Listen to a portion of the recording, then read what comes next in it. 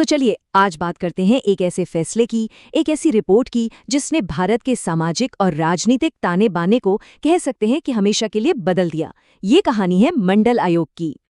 तो ये कहानी शुरू होती है 1977 के भारत से।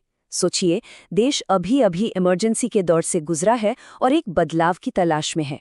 और इसी माहौल में एक बहुत ही बुनियादी सवाल बार बार उठ रहा था, क्या देश में हर किसी को सच में बराबरी का अवसर मिल रहा है? और इसी राष्ट्रव्यापी सवाल का जवाब खोजने के लिए सरकार ने एक आधिकारिक कदम उठाया। एक ऐसा कदम जिसने भारत के भविष्य की दिशा कह सकते हैं तय कर दी। और ये था एक विशेष आयोग का गठन। तो साल था 1979 जब दूसरे पिछड़ा वर्ग आयोग की स्थापना हुई।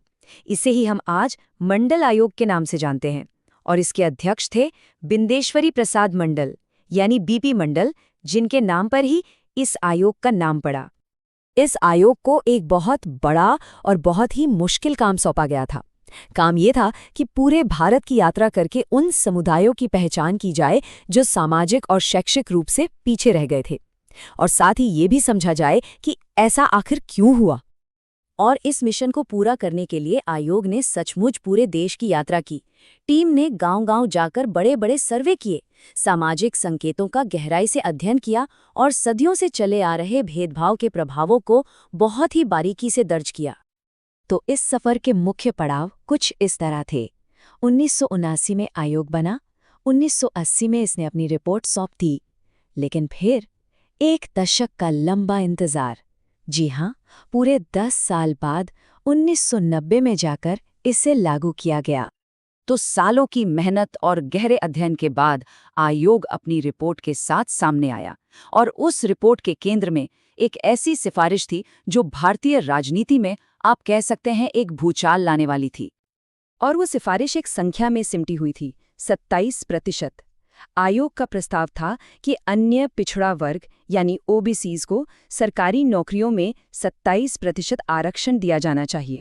अब यहाँ ये समझना जरूरी है कि ये अन्य पिछड़ा वर्ग या ओबीसी आखिर हैं कौन। दरअसल ये भारत सरकार का दिया हुआ एक सामूहिक शब्द है जो उन जातियों को वर्गीकृत करता है जो शैक्षिक या सामाजिक रूप से वंचित हैं। जैसा कि हमने देखा, रिपोर्ट जमा होने के बाद लगभग 10 साल तक ठंडे बस्ते में पड़ी रही।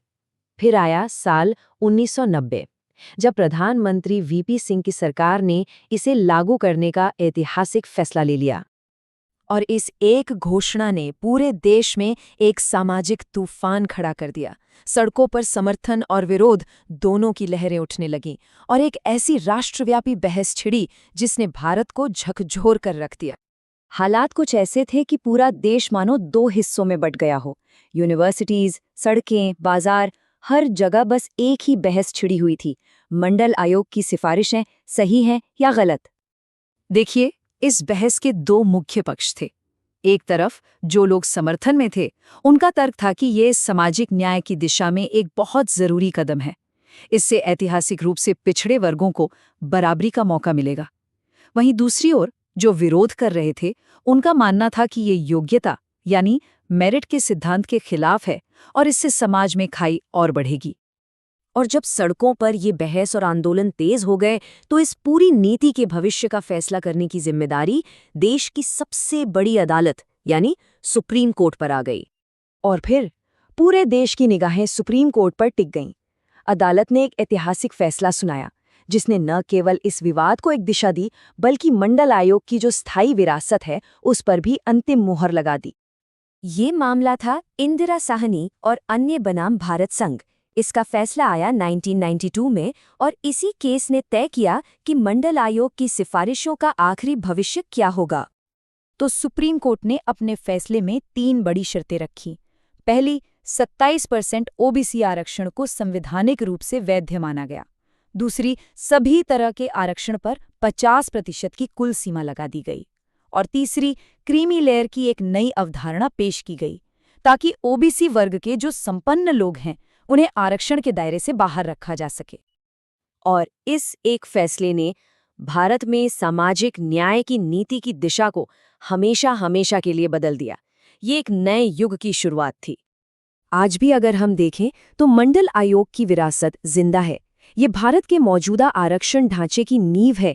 इसने सार्वजनिक जीवन में प्रतिनिधित्व के महत्व को मजबूती से स्थापित किया और आज भी सामाजिक न्याय और समानता पर जो भी बहस होती है, ये उसे लगातार प्रभावित करता है।